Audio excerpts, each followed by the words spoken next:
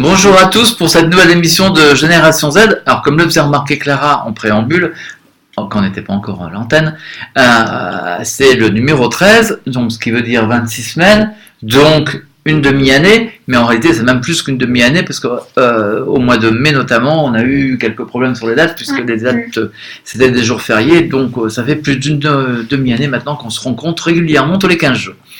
Bonsoir Clara. Bonsoir. Bonsoir.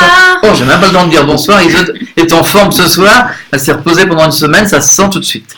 Premier lien, alors on va y aller directement. C'est une étude de Louis Harris, Harris Interactive maintenant. Les jeunes et l'accès au contenu en ligne. Donc c'est une étude complète qu'on a pu aller voir.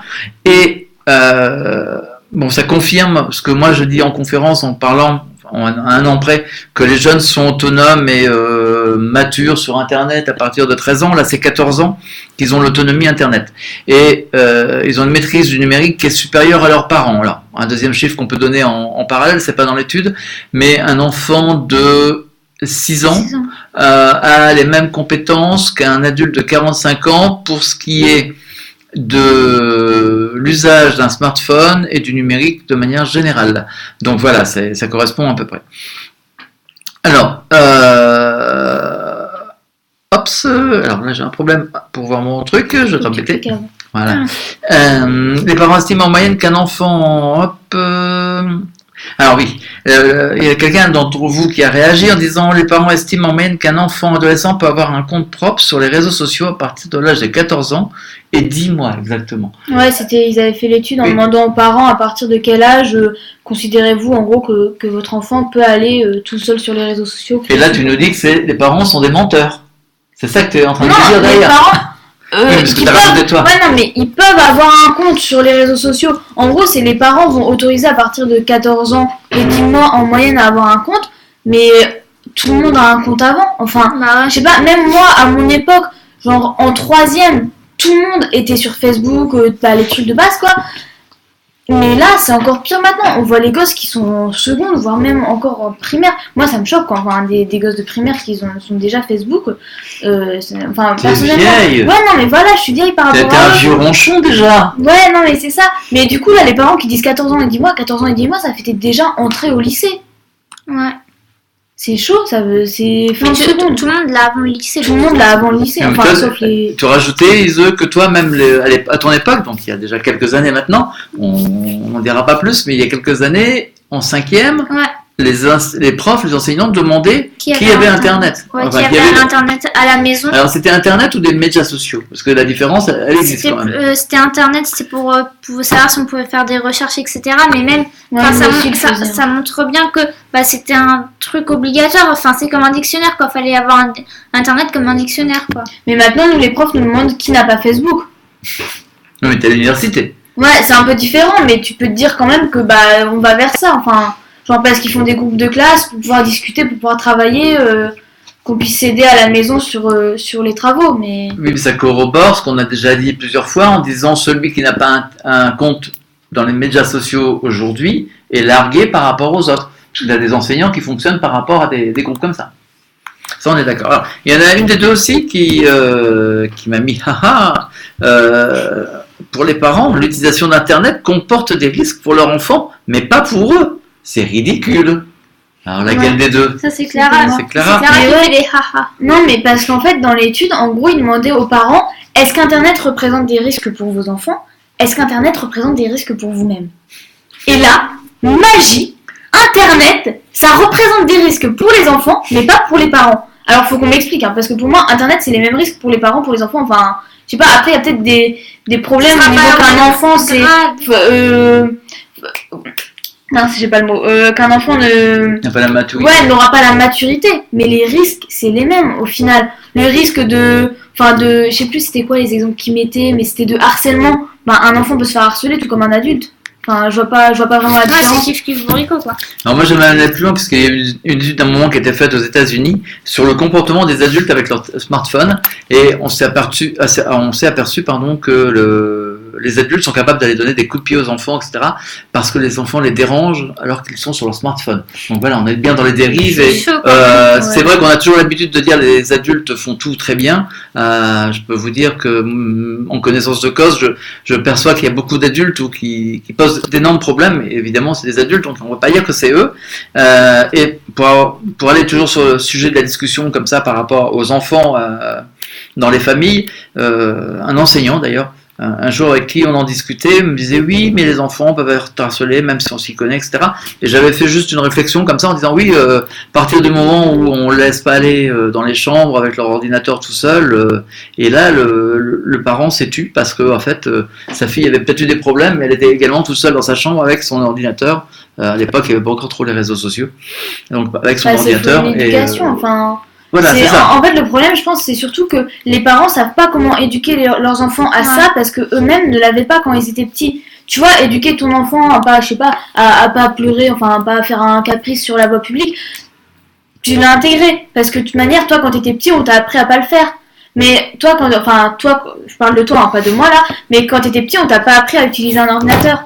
Du coup, je pense que c'est compliqué pour vous à ce niveau-là. Ouais, non, c'est tout un apprentissage qu'il faut avoir. Peut-être que pour nous, ce sera plus simple parce que on a eu un semblant d'éducation selon les. Oui, je pense. C'est aussi le phénomène pour lequel moi je dis souvent, il y a quand même une différence entre digital native et les autres personnes comme moi, qui sont les immigrés par rapport au système, c'est-à-dire que nous on a dû apprendre, ça nous est venu au fur et à mesure, tandis que vous êtes né complètement dedans, et vous avez navigué complètement dedans, pour vous c'est quelque chose de naturel, vous n'avez pas besoin de vous rattacher sur autre chose pour vous y retrouver. Dernier point, enfin avant-dernier par rapport à cette étude, il y a quelqu'un qui était mort de rire pour le contrôle parental.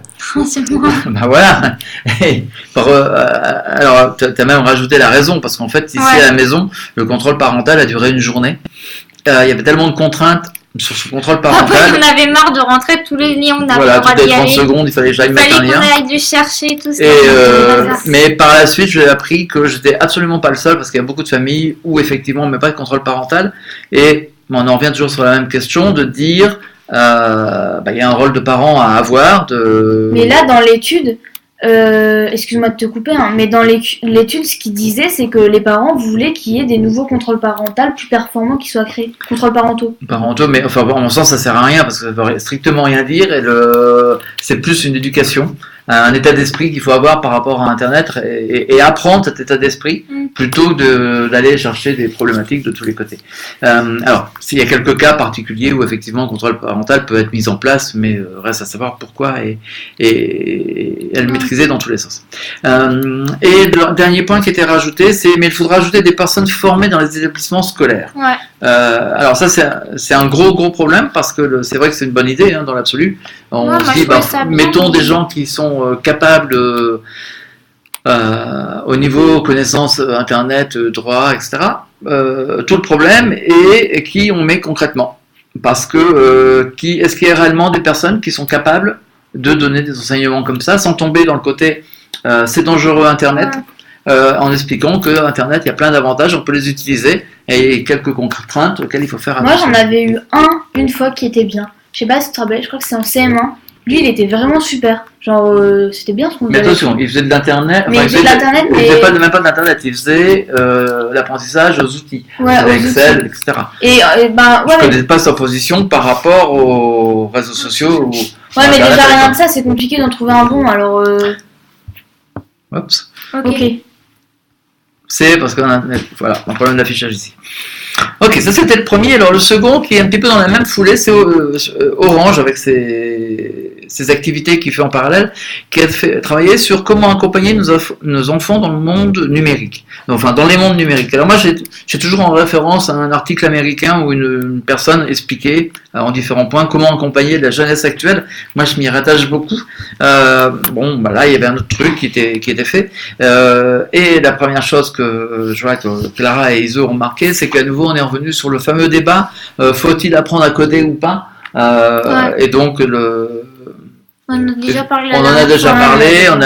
Vous êtes contre, moi je suis aussi tendance contre. Je suis pas contre, ce n'est pas obligatoire. C'est pas obligatoire. C'est-à-dire que ça peut être un plus. Ça peut être un plus, les gens peuvent s'y intéresser, c'est pas pour autant qu'ils doivent apprendre à coder complètement. Alors, je reprends la phrase complète parce qu'il y a quelqu'un qui n'est pas d'accord, qui est à ma gauche, donc à votre droite à vous. Certes, les jeunes sont très à l'aise avec l'usage des outils numériques, mais ils ne comprennent pas pour autant tous les mécanismes qui impactent leur attention, leurs données personnelles, leur vie privée, leur réputation, etc. Et t'as dit, je ne suis pas d'accord. Bah ouais, je suis pas vas-y, d'accord. explique-toi. Parce que par rapport à ça, c'est pas seulement moi, parce que souvent on dit oui, mais t'es particulière et tout, c'est parce que t'as papa, etc. Mais moi j'ai des amis que par exemple ils savaient qu'il y avait des gens de leur famille qui espionnaient leur compte Instagram et du coup ils sont passés en compte privé. Donc c'est que tu sais maîtriser quand même un minimum ton image et savoir à qui tu vas autoriser l'accès ou non. Parce que si tu passes comme ça d'un compte privé à un compte public, bah tu sais ce que ça engendre, tu sais ce que c'est. Par exemple, c'est simplement un exemple là qui me vient en tête. Et c'est... Bah pour moi je suis pas d'accord. Il y a des gens, certes, ils savent pas le faire, mais il y en a quand même énormément qui savent dire ça je peux le faire ou ça je peux pas le faire, quoi. C'est surtout mais ça. Pour rebondir dessus, en fait, peut-être qu'au final, on sait pas, supposons que on ne comprenne pas pour autant tous les mécanismes qui impactent notre attention, nos données personnelles, notre vie privée, notre réputation, etc. Mais est-ce que les adultes savent le faire eux aussi? Parce que là, on met en cause nous, mais est-ce que vous êtes capable de le faire? Mais c'est ce que moi j'allais dire, c'est-à-dire que je suis sûr que quasiment certain que 99,9% des adultes ne comprennent pas pour autant tous les mécanismes qui empêchent leur attention, qui impactent leur attention, leurs données personnelles, leur vie privée, leur réputation. Et après, il y a une extrapolation en plus de ça en disant oui. Je prends un exemple dans les conférences sur l'irréputation il y a quelques années. Quand je disais oui, et dans quelques temps, vous n'allez plus avoir de disques durs, vous n'allez plus avoir de disquettes, de choses comme ça, tout va se mettre en ligne. Et j'entendais dans l'assistance un ouh. Et je posais donc la question, qu'est-ce que vous avez, vous, en tant qu'individu lambda, à planquer, à ne pas mettre sur Internet de manière comme ça, que c'était si dangereux. Et en fait, le truc si dangereux, c'était tous les films que les gens téléchargeaient à l'époque. Et c'était ça qui était... Oui, parce qu'on téléchargeait les films, on les faisait pas en streaming. Le streaming n'existait quasiment pas, donc les gens téléchargeaient et regardaient les films après chez eux. Et donc il y a des gens qui ont des bibliothèques complètes de films. Et c'était ça le truc qu'il fallait pas partager, qu'il fallait surtout pas qu'on s'aperçoive qu'ils avaient. Donc voilà, cette notion de propriété, d'irréputation et tout, c'est pas toujours très clair, quoi. Et on en revient à la question que je posais dans la dernière émission de l'avant-dernière, c'est est-ce que vous avez encore besoin, vous, génération Z, d'avoir des formations sur l'irréputation, par exemple. Et quand je reprends ton exemple à toi que tu viens de donner, Ise, c'est vrai que ça s'applique à des gens, ton raisonnement c'est vrai pour des gens qui ont 18 ans, 20 ans, pour un beaucoup plus jeune c'est un peu plus compliqué quand même. Donc on peut faire du coaching, mais ça reste du coaching, quoi. Oui, il faut que ça soit bien fait et pas faire ce qui se fait dans les lycées généralement. Les policiers, je n'osais pas dire le nom, mais tu l'as dit à ma place. Troisième lien qu'on a repéré cette semaine, j'avais repéré en amont cette semaine, l'humain et l'expérience client au cœur du commerce de demain. C'était un seul point là. J'avais demandé simplement, et je l'ai indiqué, Clara, c'est indiqué, t'inquiète pas. Et moi j'avais indiqué un seul point qui était des digital natives réinventent le magasin du site à la messagerie. Et alors là c'était marrant parce que vous avez réagi toutes les deux pratiquement sur le même point, sauf que vous ne m'avez pas donné la même réponse. Alors moi ce que je voudrais refaire, c'est j'ai gardé en mémoire, si je le trouve rapidement, quelques chiffres qu'il y avait. C'était 45% des 18-35 ans aimeraient pouvoir acheter directement sur les réseaux sociaux. Donc quand j'entends dire comme ça, oui je veux encore aller dans les boutiques, là je suis 45%, presque 50% des gens qui veulent acheter sur les réseaux sociaux. 65% des 18-24 ans pensent que leurs proches, amis, famille sont leurs meilleurs conseillers. Donc, même chose, c'est pas le commerçant qui va être le conseiller, c'est quelqu'un d'autre. 49%, donc 50%, des 18-24 ans et des 25-34 et des moins de 35 utilisent leur téléphone pour tout faire sur Internet. C'est-à-dire qu'ils ont contrairement... c'est pas ce qu'il dit, Clara. Justement, on va revenir après, c'est votre point d'achoppement. Contrairement à 26% des Français. Donc voilà, c'est quelques chiffres comme ça qui étaient donnés, moi qui m'avaient fait réagir. Je pensais qu'Ise et Clara allaient réagir beaucoup plus, mais non, elles ont, comme d'habitude, elles ont fait un de leur tête, mais c'est pas grave. Donc elles ont réagi parce qu'il y en a une qui m'a dit comme ça, évidemment, on peut tout faire avec un smartphone, Et l'autre qui me répond, perso, j'achète peu depuis un smartphone, mais plutôt depuis un ordi. Alors, je me recule et je vous laisse vous répondre l'une de l'autre. C'est le grand silence du fait. Non, en fait, on peut tout faire avec un iPhone. Je suis d'accord, mais moi... Mais acheter, moi j'avais plus tendance à acheter sur l'ordinateur parce que je sais pas, ça m'a l'air d'être plus sécurisé sur l'ordinateur. Genre, je me dis, c'est moins dangereux que sur l'iPhone. L'iPhone, tu peux te le faire, je sais pas, pour moi, tu te le fais voler et tout. Mais après, sur une application, sur l'iPhone, ça me dérange pas. C'est ce qu'on avait déjà évoqué, nous, en privé, le jour d'une discussion avec quelqu'un de chez Addictiz.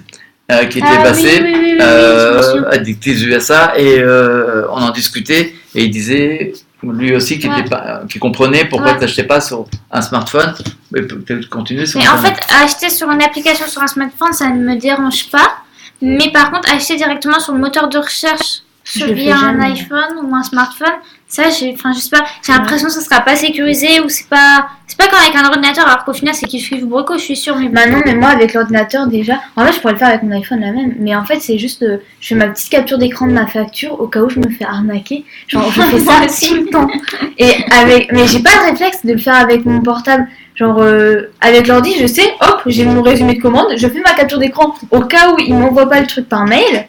Comme ça, j'ai une petite preuve. Ouais, c'est sûr. Non, mais en fait, c'est valable comme preuve, mais... On peut tout faire avec un téléphone, quoi. Tu peux même m'acheter. Ouais, non, mais en fait, j'ai pas la démarche d'acheter avec mon tel. Mais après, je pense qu'il y en a qui le font. Enfin, moi, je sais qu'il y en a qui font du shopping pendant les cours. Ça arrive. Faut pas de la dénonciation. Faut pas dénoncer. On va pas donner de nom, on va pas donner de nom. Bon, vous savez pas qui c'est. Mais je sais que ça arrive qu'il y en a qui... par exemple, quand les profs nous avaient dit qu'il faut acheter tel ou tel bouquin, qu'ils achètent directement pendant le cours. Mais plutôt sur l'ordinateur, je pense pas trop sur le portable. Non, mais même moi, je pensais quand j'étais aux États-Unis, moi je sais qu'ils achetaient directement via Pinterest et sur leur téléphone portable, quoi.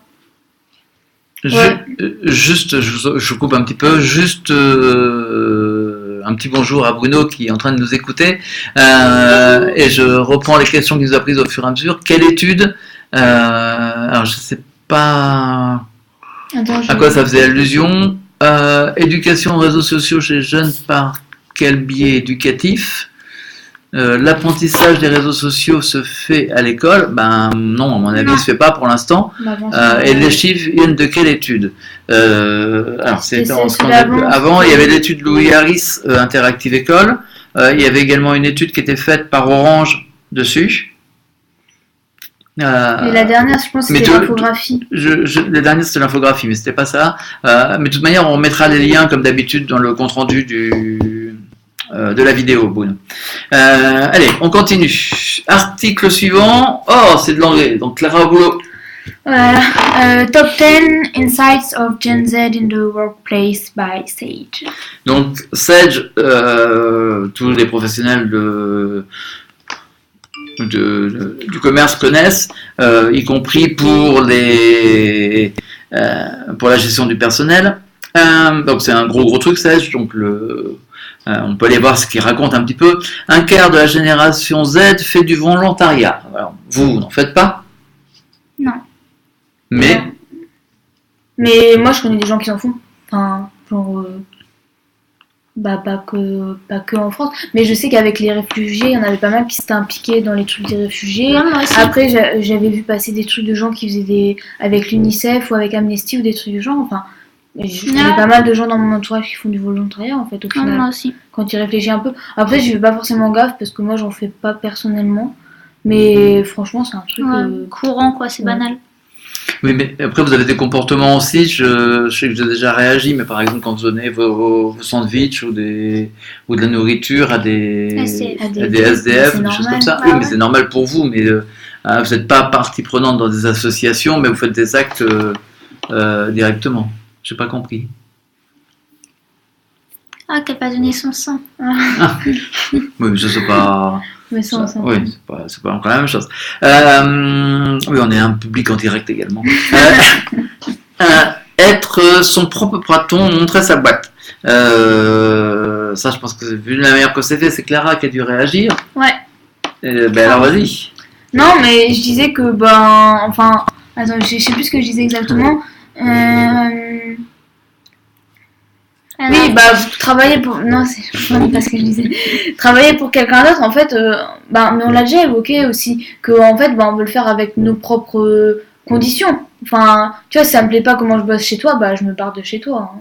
Puis je monte mon truc. Enfin, au moins, si tu montes ta propre boîte, t'es sûr que ce sera tout à tes conditions. Ouais, que ça te plaît. Et comme tu veux, c'est un truc qui te plaira. C'est à ta manière.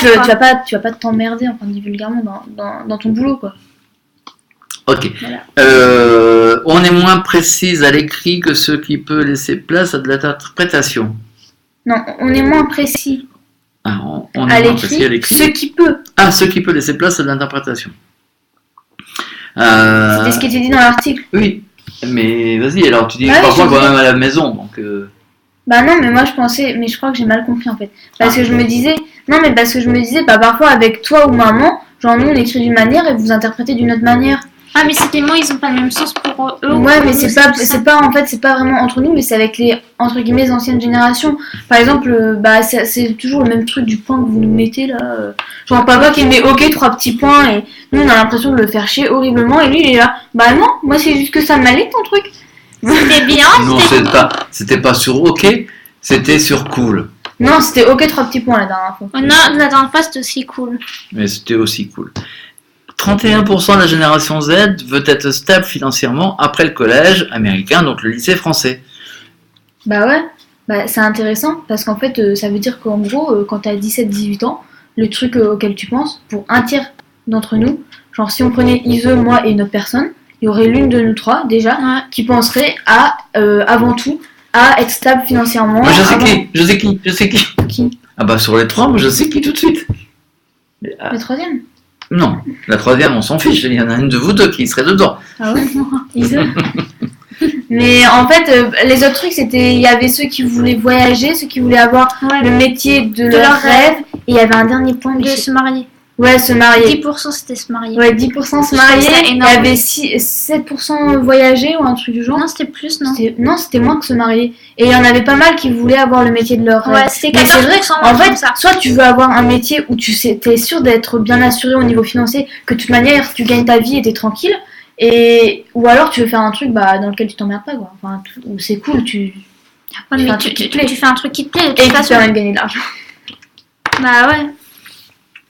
Allez, on continue. Alors, il y a la convention CRIS 2017, le CRIS, donc l'opticien, où ils ont travaillé justement sur le retail et les milléniums. Donc, les milléniums, c'est à la fois vous et un peu la génération Y. Alors, la première chose qui vous a amusé, c'est l'histoire de regarder le geste qu'ils utilisent pour se dire qu'ils vont s'appeler. Ils n'utilisent plus leur pouce et l'auriculaire. Ça. Attends, je sais même pas comment, comme ça. Facile avec un... Ouais. Je t'appelle. Nous, on fait pas ça. Hein. Alors, vous faites quoi? Nous, on fait ça. Non, comme ça. Ou alors ça. Quand t'envoies un SMS et qu'il genre pendant les cours, tu dis à quelqu'un de regarder, tu fais comme ça. Donc voilà, donc il y a bien encore une nouveauté dans les comportements des gens. Ça me rappelle beaucoup l'histoire que tu m'avais racontée un jour, et qui est vraie. C'est que vous arrivez devant une maison, vous sonnez pas à la porte, vous appelez sur le téléphone. Moi, on envoie un message avant, on dit j'arrive dans 2 minutes, comme ça l'autre il sait. Puis t'appelles. Après t'appelles, tu dis je suis là. Ouais. Alors, parce que papa il ne croyait pas au début, en fait on avait déposé un truc sur le bon coin. Et il y a des jeunes qui sont venus, genre elles avaient, elles avaient notre âge. Ouais, voilà, elles avaient notre âge. Et en fait, elles ont pas arrêté d'envoyer des messages à papa en disant je viens de sortir du métro, je viens de sortir du bus. Et genre, à chaque fois, papa répondait ok. Puis quand elles étaient devant la porte, elles l'ont appelé, puis papa n'a pas compris parce qu'elles n'avaient pas sonné. Alors il a dit qu'il y avait un problème sur la sonnette, en fait. Alors que la sonnette marchait. Je suis vieux, j'assume. Est-il avant tout un problème de langage ou de compréhension des termes? Alors, problème de communication, est-il avant tout un problème de langage ou de compréhension des termes? Alors, je pense pas que c'est un problème de compréhension des termes parce que c'est du langage courant. C'est plus un problème de langage proprement dit. C'est-à-dire que, selon moi, la langue évolue. Et alors, avant, on avait le verlan, des choses comme ça qui étaient vraiment très différents et on savait que c'était les jeunes qui le parlaient. C'était pas grave si on n'y comprenait rien. Tandis que là, c'est comme si on écrivait nous une phrase, mais en fait elle n'est pas bonne parce qu'elle n'est pas comprise de la même manière par les uns et par les autres. Et donc c'est vraiment un problème de langage, y compris de changement au niveau de la ponctuation. Je pense que c'est l'un des plus gros changements qu'il peut y avoir, c'est au niveau de la ponctuation, et je m'aperçois même que désormais, même moi quand je fais certains messages, notamment dans Instagram, je change la ponctuation, comme le font les jeunes d'ailleurs. Je mets plus de points partout, comme ça. Je dois pas mis des points partout. Oui, mais normalement tu dois les mettre. En fait, c'est beaucoup plus subtil, je pense qu'avec le verlan, en fait, c'est si tu ne vois pas les jeunes, tu peux pas comprendre. Il y a des gens, ils vont dire, bah pourquoi, non, j'étais pas énervée, mais moi on m'a mis... je sais pas, on met bref point, t'es un peu vénère quoi. Allez, on continue. Avec la convention TRIS, alors vous avez noté l'imprévisibilité, incertitude, impossible de prévenir l'avenir. De pouvoir prévoir l'avenir. Bon. C'est toi, Clara, je pense qu'elle avait dû mettre ça. Non. Non. Ah bah c'était les deux. Bah ouais, t'es jamais... Tu sais pas de quoi demain sera fait, voilà. Quoi, demain sera fait. Ouais, voilà, c'est ça. Ouais, c'est faux. C'est pas faux, pardon. Lapsus révélateur. Allez, dernier point de cet article, c'était ne pas chercher à nous imiter. Et t'as dit pas faux. Bah ouais, en fait, en tant que tel, les gens qui ont ton âge et qui veulent faire comme les gens qui ont mon âge. Ouais, c'est hyper casse-pied. Ben, en fait, ça se voit, c'est pas naturel, c'est lourd. Donc restons comme on est, même si on met des points où il faut pas. Ah non, pas les points. Pas les points quand même, d'accord. Mais non, mais je crois que c'est vrai qu'il faut pas chercher à vous imiter particulièrement. On est comme on est, on a nos références comme on a nos références.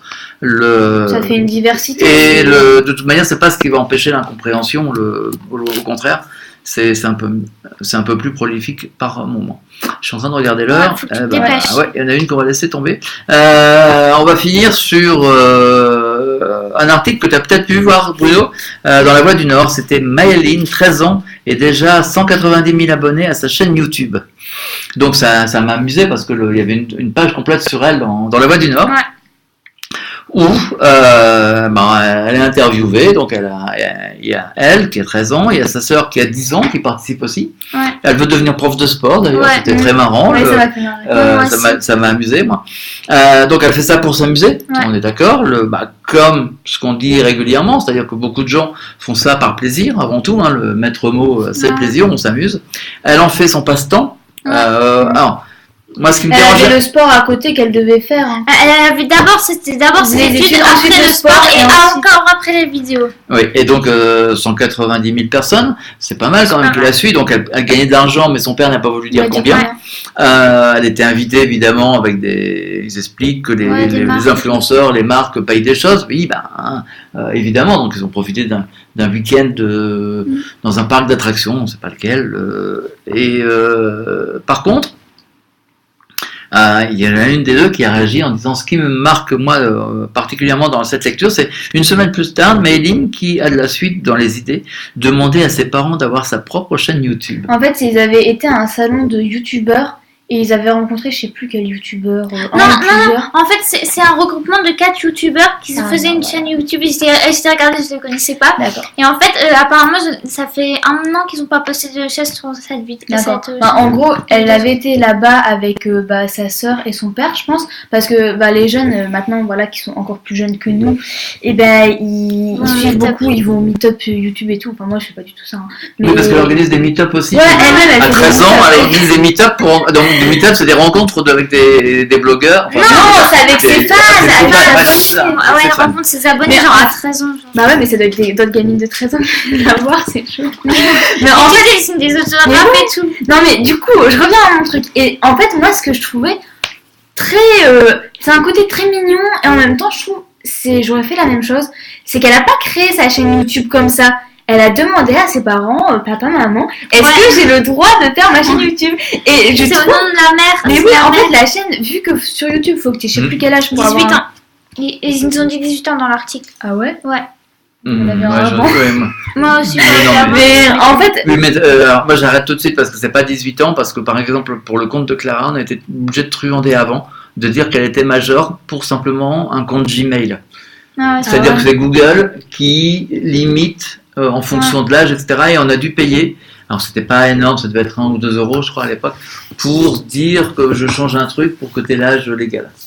Ah, ok. Bon, en réalité, t'avais pas l'âge, hein, mais c'était pas grave, ça se voyait pas. En fait, bon, du coup, voilà, mais je trouvais que c'était super. En fait, c'était bien d'un côté, parce qu'elle a pas. En fait, elle s'est pas cachée de ses parents faire ça dans son coin toute seule, mais elle l'a fait au grand jour en demandant ouvertement à ses parents est-ce que je peux le faire. Et aussi, c'était la manière dont ça avait été réalisé au début, avec sa sœur qui l'a filmé. Je trouvais, en fait, on fait avec les moyens du bord et on se démerde en fait. Et au fur et à mesure, du coup, vu qu'elle gagne un peu d'argent et tout. Ils ont dit qu'ils pouvaient acquérir du nouveau matériel qui permettait du coup de s'améliorer et je trouve c'est bien. C'est sûr, YouTube il paye aussi. Oui, mais c'est ce qu'il explique dans l'article. Alors, il y avait un article qu'on avait dans un journal, on n'aura pas le temps, il est déjà 30. Il y en avait un deuxième aussi dans un deuxième journal. Tant pis, vous l'aurez dans 15 jours. Puis il y en avait encore un ici sur mon iPad qui était prévu. Je vous souhaite une bonne fin de journée, bonne fin de semaine et à dans 15 jours. À dans 15 jours. Au revoir. Ciao.